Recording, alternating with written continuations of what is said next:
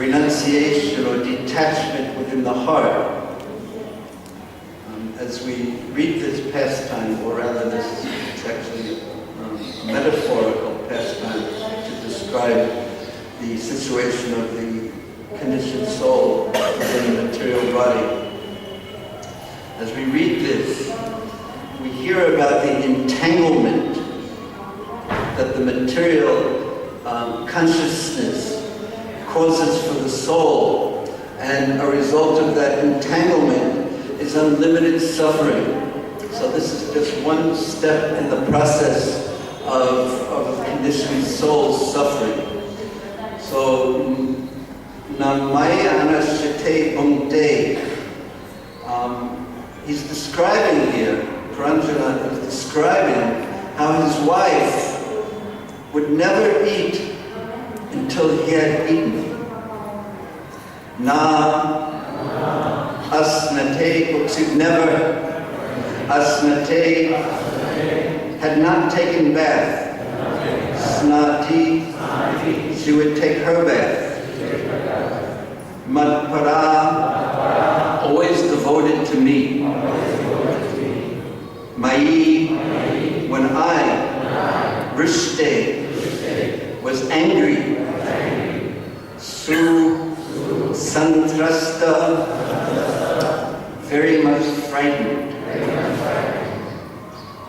So we're describing these intimate dealings between the husband and the wife. So as Prabhupada will explain in his purport, there's two levels to understand this. One level that's extremely favorable, and on another level, it's extremely unfavorable. And we'll hear about that in Prabhupada's purport. So she was acting, his wife was acting as the ideal wife. She would not take her bath until he bathed, and when he got angry at her, this is what we just heard, Rishte, Mai Rishte, when I was angry, Sutrasta, very much frightened. Varchite, and when I chastised, Yatavak, fully controlled of words. Completely controlled her words when I became angry and chastised her. Bayat, out of fear. So this is a very exciting verse.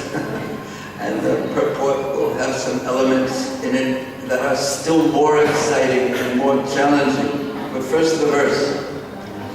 King Paramsana then began to think of his past dealings with his wife. He recalled that his wife would not take her dinner until he had finished his, that she would not take her bath until he had finished his, and that she was always very much attached to him. So much so that if he would sometimes become angry and chastise her, she would simply remain silent and tolerate his misbehavior. So this, you should understand, this verse is spoken. Puranjana is thinking very close to the time he's about to die, to leave his body. Please repeat. King Puranjana then began to think of his past dealings with his wife. He recalled that his wife would not take her dinner until she had finished his, that she would not take her bath until he had finished his, and that she was always very much attached to him. So much so that if he would sometimes become angry and chastise her, she would simply remain silent and tolerate his misbehavior. And here's Srila Prabhupada's purport. I tend to ask, when I finish reading the purport, I tend to ask, and I will this time, if anyone remembers anything, because that question is the most difficult question to answer, unless you answer no. But we're supposed to listen very carefully to Prabhupada's words. But in this particular purport, you're not allowed to, I'll ask who remembers something and what you remember, but you're not allowed to remember the last line, because I know that everyone will automatically remember the last line. You ready? Purport, Srila Prabhupada's purport. A wife is always supposed to be submissive to her husband. This will be the line that all the married men remember, and all the married wives will forget. A wife is always supposed to be submissive to her husband. Submission, mild behavior, and subservience are qualities in a wife which make her husband very thoughtful of her. For family life, it is very good for a husband to be attached to his wife. But it is not very good for spiritual advancement. Thus, Krishna consciousness must be established in every home. If a husband and wife are very much attached to one another in Krishna consciousness, they will both benefit because Krishna is the center of their existence. Otherwise, if the husband is too much attached to his wife, becomes a woman in his next life. The woman, being overly attached to her husband, becomes a man in her next life. And here is the final line of Prabhupada's purport. Of course, it is an advantage for a woman to become a man, but it is not at all advantageous for the man to become a woman. That's Srila Prabhupada's purport.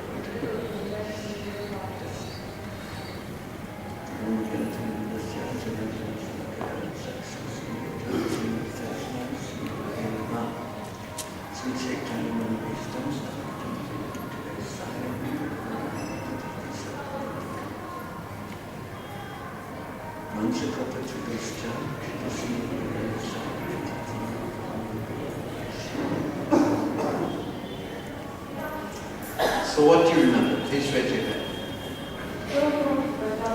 Everyone's forgotten everything. Yes, Prabhu.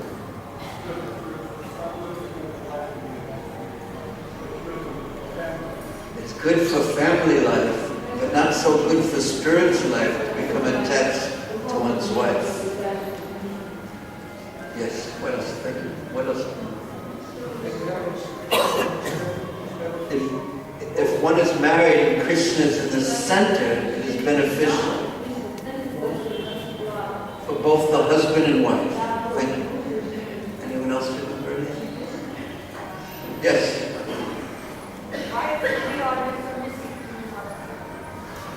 The wife should always be submissive to her husband.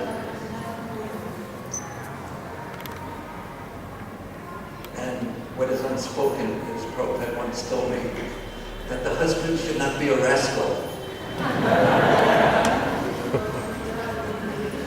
Thank you.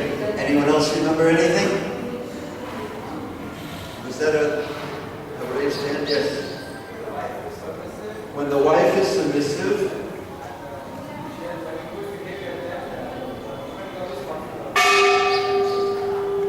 the bell rings. When the wife is submissive and of good behavior, the husband is always thoughtful of her. He's always thinking of her. And Prabhupada said that this is good for family life or material life, but it is not so good for spiritual life. Now why? Why is it good for material life? Why is it good for family life? Yes, wait, you're a brahmachari.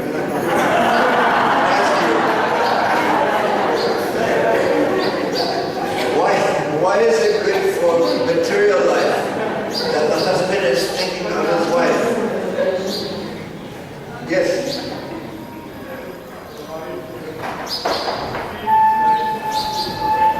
The wife feels that he's protected. She's protected. He gives her protection and more facilities. Yes, but there's more also. Peaceful. Yes, more also. Yes, for Asamataji and some other secrets.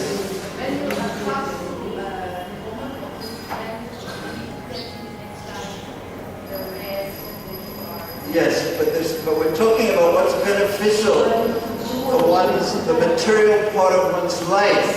And why is the Vedic culture, the Indian culture, especially previously, it was very much pushing this point.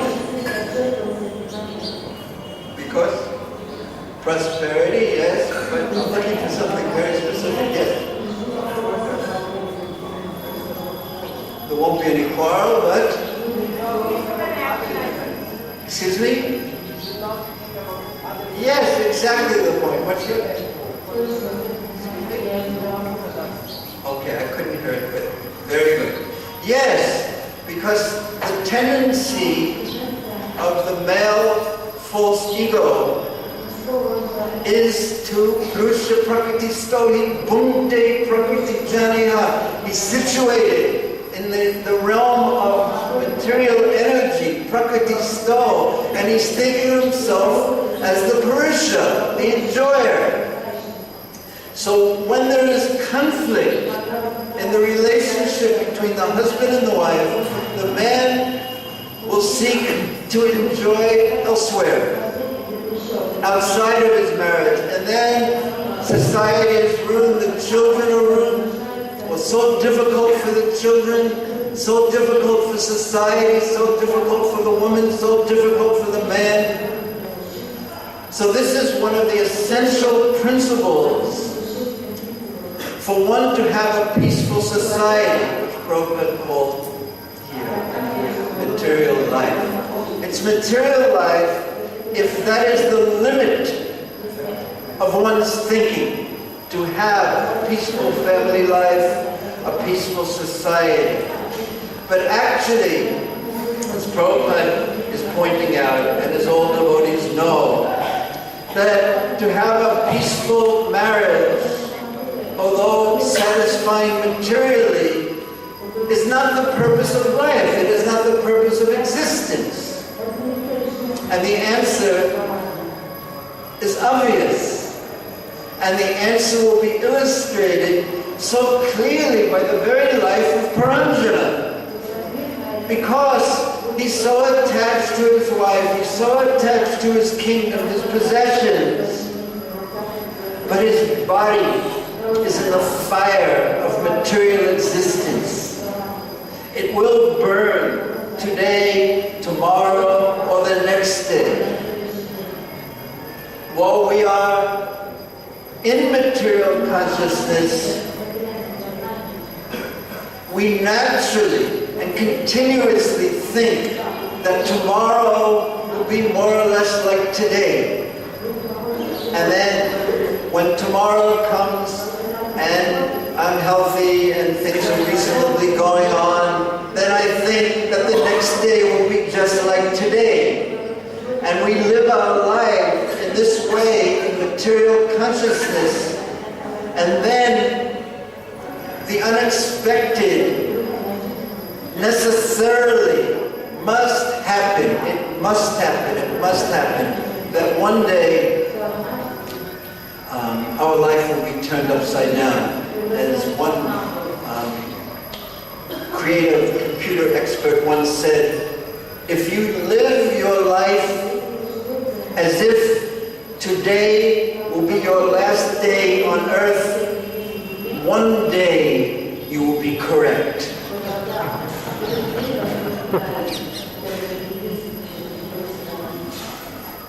Because all of us, we don't think like this. We tend not to think like this until we're deathly ill or someone close to us passes away. But we are here only temporarily. And those things that give us pleasure in the material world, the things that we are attached to, because the nature of material pleasure is that it creates attachment. The mode of passion creates attachment. So when something gives us pleasure, even if that thing is sattva gun in the mode of goodness, it will degrade to rajagun, passion and attachment, which results in always distress. And this is what we're going to see that Bhurijana has, because he's attached to this, he's attached to that, he's attached to so many things. And then, when it's time for his death, for the soul to be dragged from his body, all those attachments turn into great causes of pain, because he's trying to hold on to them. It's what he knows. It's the cause of his pleasure. And he holds on to it, because the time of death is a painful place. It's a painful time, the most painful time. Compared in Shastra to the being bitten by hundreds and hundreds of scorpions. It's a bewildering time. It's a confusing time. There is pain. The life airs are in disarray. Your heart is beating and stopping to beat. You can't breathe. Such a difficult time. And naturally, what the mind is most attached to, it will hold on to. Even before chanting Hare Krishna, I knew, and I think it was common knowledge, even in the West, that when one's life passes in front of him, and one holds on to that which one has given him pleasure, or that which has given one extreme pain. One holds on to these things. And then adishtayam, manastayam, vishal vasevate, the subtle body, that which fills our subtle body, sadatat bhava bharata, that will determine our next life.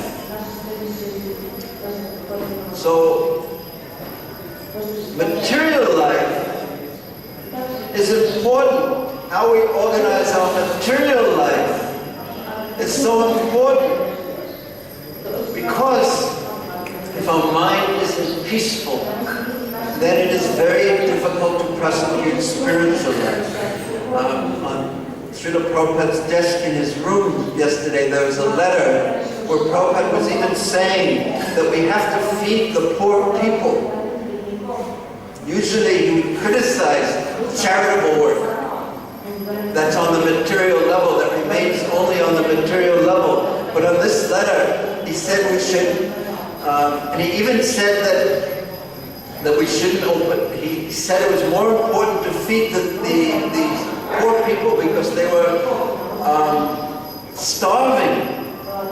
More important than opening a temple in Panama. That's what was on Prabhupada's desk yesterday. Because he said, if one is so hungry,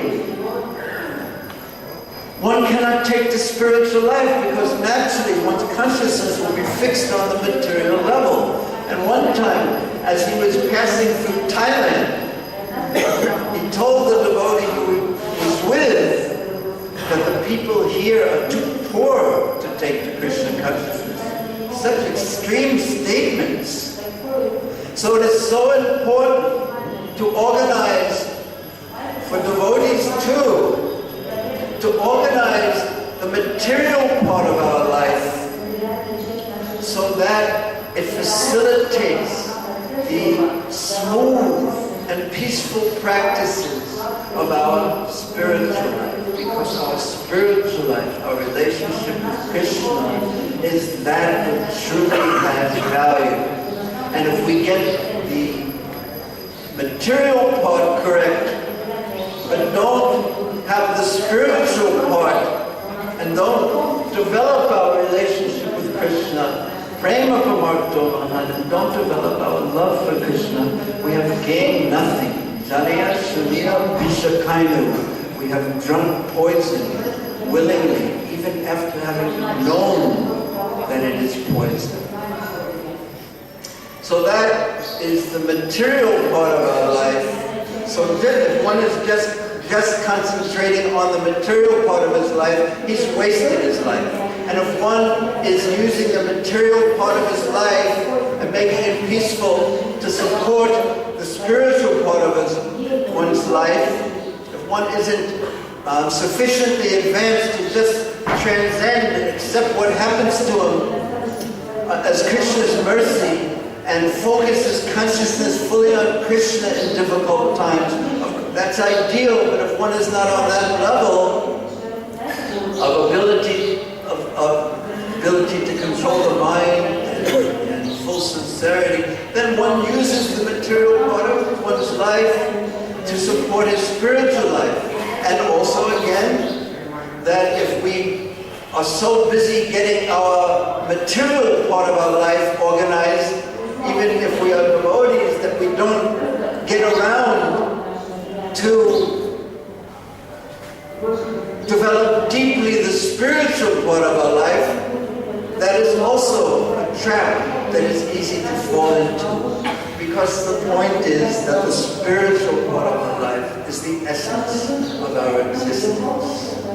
And unless we develop our relationship with Krishna, our serving relationship with Krishna, then no matter how hard and determined we are to become detached from the material part of our life, those attachments will remain so strong. Param dristva, the higher taste must be there. And Maya is so powerful. Daiviyesh Gunamayi, Mama Maya Duratyaya. Very difficult to overcome Maya by our determination. It is not possible to do it. Mama Maya Dharatya, because it's Daiviyesh. The material world, material energy, it is empowered by Krishna to bewilder us. Maya is so powerful in that respect. Always presenting allurements. And Maya stands before us, coming from really our false ego, which has the tendency, Krishna Bhure se jivanati vahimuk, ataeva Maya tare samsarena du. Maya, as soon as we have false ego, Maya comes in so many forms, unlimited forms. And Prabhupada compared that, or the Bhagavatam compares that to the changing dress of a prostitute. Always changing dress, but the same thing is there ultimately. So Maya comes in so many different forms, but the same thing is there. You can enjoy me. This is the presentation of Maya. Whether it comes in the form of the member of the opposite sex, or it comes in the form of my new camera or computer or this or that, or a peaceful place to live, or a new set of clothes, or a new set of glasses. Maya will come and say, you can enjoy me. This is the essential message of Maya. And the essential message of Krishna consciousness is what? What is it? You can enjoy? You can enjoy. Not quite. Yes, he's correct. If it's coming from the right place, he's correct. We can enjoy, but what do we enjoy? Being a servant, exactly. And the proper object of our service are the lotus feet of Krishna and the Vaishnavas. And this is exactly what Maya switches around. Viparyato smriti. Bhayam dvitiya abhinavishita syad. That Maya causes us with a spirit, fills us with a spirit of enjoyment, not seeing the world, not seeing everything in existence as Krishna's and meant for Krishna's pleasure. But Maya fills us with a mood that it is meant for me and my pleasure. And again, Maya comes in so many forms. Vidya, it causes a breakage in reality, and therefore Maya means is not. Maya means illusion. Because it causes us to see that which exists in the material world as if it has a separate existence from Krishna. And rather we see everything in Maya in relationship to me and my enjoying spirit. And how can I enjoy this? And how can I enjoy that? And how can I enjoy this? And how can I enjoy this? I like this and want to bring it closer to me because I can enjoy it. And this dvesha, it causes me pain. And therefore, I push it away. This is the bewildering consciousness that Maya plants in our hearts. And it causes immediately bhayam, fear. Bhayam vritya, when we see, when this division between us and everything and Krishna is made by the power of Maya, it causes immediate fear and viparita smriti. Our vision of reality is upside down, topsy-turvy, as Prabhupada called it. Upside down. We see things incorrectly. We see things according to the vision that the modes of material nature, goodness, passion, ignorance, award us. If we're in a termite body, a white ant body, when we see a table, we see it as food. Because of the modes of material nature that cover us. And if one is in a devotional mood, if one is in devotional consciousness, thinking himself as a servant, then he sees everything in relationship to his master, to Krishna, in the mood of how can I serve you? How can this be used in your service? And that is what Prabhupada is speaking about, can make household life very favorable for a person or for people. If they're attached to one another in Krishna consciousness, that this person, their existence is not for my pleasure. What Maya forces us to do, forces us to see everything as if its existence was meant for my pleasure, for my exploitation.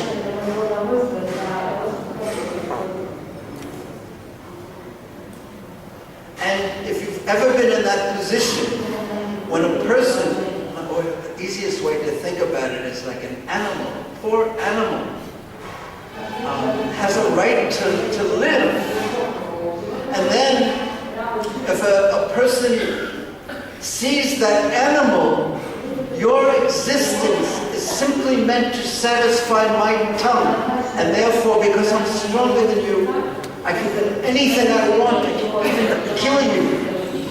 Your existence is simply meant for my pleasure. This type of envious consciousness is what Maya fills us with. But on the other hand, if husband and wife are attached to another, Krishna consciousness, they will both benefit because Krishna is the center of their existence. And this is the great challenge of household life, to place Krishna in the center of one's existence. And this is the great challenge of brahmacharya, to live simply as a servant of Krishna, of vanaprastha life, of sannyas life.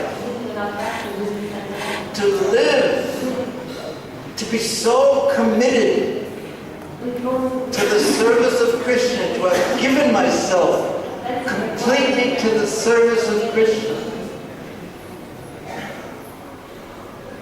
And from that point, the point of Nishta, on that my mind doesn't waver, even when there's Markandeya Rishi, when Indra sent the heavenly girls and Cupid himself before Markandeya Rishi, and he was the most perfected of all sages in meditation. And when Cupid thought the time was right, when the beautiful ladies were dancing before him, Cupid then shot his arrow. Markandeya Rishi's mind quivered slightly. Using the power that he had obtained of controlling his mind, he focused it immediately. And when he was able to do that, Cupid and the ladies in Indra became frightened because they knew someone so sincere, someone so powerful, had the power to burn them to ashes if he became angry. So sometimes some quivering can be there, but if someone is so sincere they can focus their consciousness, call out to Krishna, as Srila Raghunath Das Goswami call out to Krishna, to bring light into the darkness of my consciousness at this moment, then Krishna will always do that. But to be that sincere is the great challenge. To be that sincere. One time in Melbourne, Prabhupada in a meeting at the town hall, he was asked a question, how to become sincere? And Prabhupada replied, how to become a drunkard. If you want to become a drunkard, a drinker of alcohol, all you have to do is associate with people who attend all the pubs and the bars and who have that taste. He didn't explain this in detail. If you associate with those who have a taste in a particular thing, a particular item, a particular object of that sense enjoyment, where they get their pleasure, if you associate with those people, that same pleasure will come to your heart, that taste will come to your heart.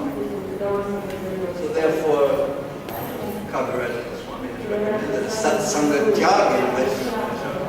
And then Prabhupada continued, and he said, if you want to be sincere, associate with them. And he pointed to the devotees.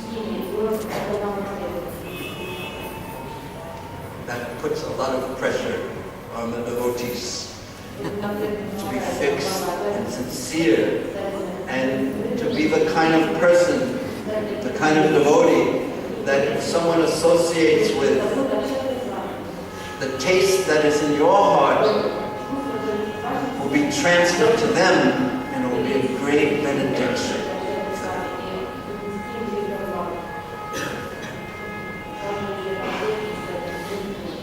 So then, I'll just read. So if Krishna is actually in the center, and even Kunti Devi, in her prayers, she prayed, let my attachment for my relatives and kinsmen be broken, so that my attraction to you, Krishna, may flow like the rivers flow to the ocean. But what's especially interesting about that statement of Kunti Devi is her relatives and kinsmen were the Pandavas, the greatest devotees of Krishna. So what did she mean by let my attachment for them be broken, so I can develop more fluidly my attachment for Krishna? So our acharyas have commented on this, explaining that in the relationship, perhaps there is a mixture of material attachment and spiritual attachment. Attraction to them as my sons, but also so much attraction to them and attachment to them as devotees. So our acharyas have explained, let the material part, let me not see them just as my sons, let me not see them as my sons, let me see them as Krishna's beloved devotees, and let me serve them in that way. And when the mood is one of service, not exploitation, and of course this is not easy to achieve, but when the mood is one of service, and in the relationship I am a servant, then that relationship can be very practical, because the attachment will essentially be for Krishna. You are Krishna's servant. That we perform my duty from my position in such a way that you are peaceful and that your relationship with Krishna will blossom. That is the perfection of all life. All relationships. But then there is the interesting sentence that Prabhupada puts at the very end. Because he says a woman being overly attached to her husband becomes a man in her next life. Of course, it is an advantage for a woman to become a man but it is not at all advantageous for the man to become a woman. Now, Prabhupada was not very politically correct when he gave his purports. But I won't comment very much on that, but I wanted to know, or you can answer this question for yourself, did you feel for the Matajis, did you feel your false ego being pinched? And for the Prabhus, did you feel yes? Because both positions are actually Maya, because we're not our body. And we take turns going from back and forth, attachment to one type of a body. Oh, these men exploited me so badly in this life, I'll think about a man, so I can be the exploiter in my next life. And then the men so attached to women, just changing back and forth, and we'll see.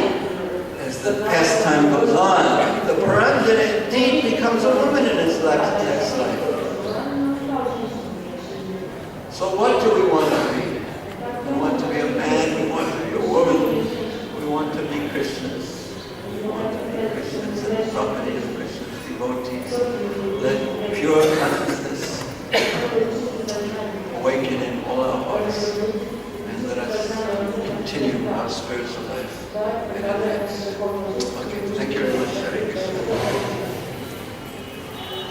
Any questions or comments?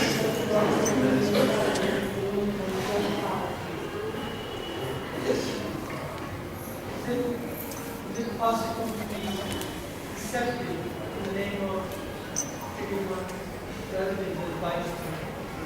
Is it possible to be deceptive in treating one's relatives as Vaishnavas? Well, the line was drawn by Kunti Devi there. But what I've seen from my experiences, my own personal experiences, it's possible to be deceptive in everything I do. In chanting the holy name, I can want people to think, oh, what a wonderful chanter he is. And that could be the engine that's driving my chanting. So yes, of course, it's possible to turn the most wonderful thing into the most terrible thing by the power of Maya. Of course, we can't turn the holy names of Krishna and the Sarupsada items of bhakti into the most terrible thing. But we can be deceptive and bewilder ourselves, and we can not get the benefit, the true benefit that such consciousness can award us with. So Kunti Devi had said that the material world, let it go. And of course the question is, who would really deceive? And the most dangerous person to deceive, of course, is ourselves. Convince ourselves that my impure consciousness is exalted. So therefore we see that the mood of those devotees, Vaishnavas, is always the deepest of humility. Is that right? Any other questions or comments?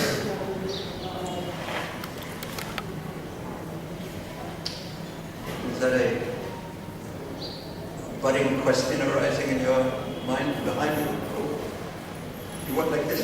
I saw the finger raised, which is often an indication that there's a question hidden below. Do you have a question? Would you like to? No, behind you. Yeah? Okay. Yes.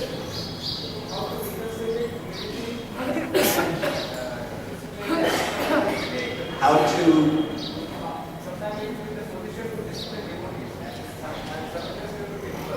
how can you be humble if the service is to discipline a devotee? First of all, one keeps it as a service. And before one offers discipline, the rule should be that one should make sure one's consciousness is proper. That means when the consciousness, say if someone does something, you're angry at them, that may not be the best time to discipline. Wait till you feel feel affection for them.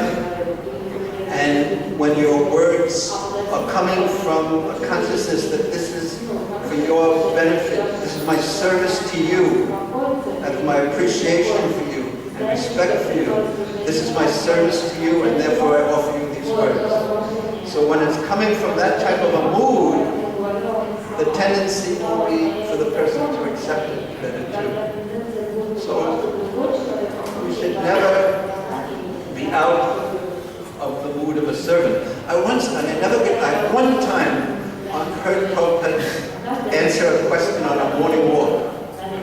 Something like that, but on a different level.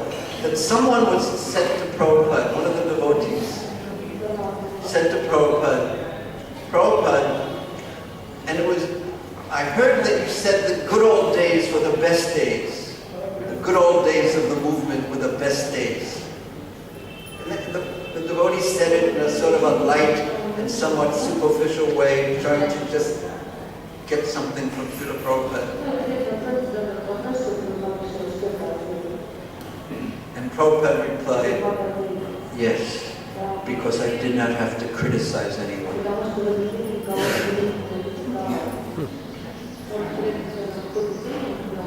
Because when one has a position,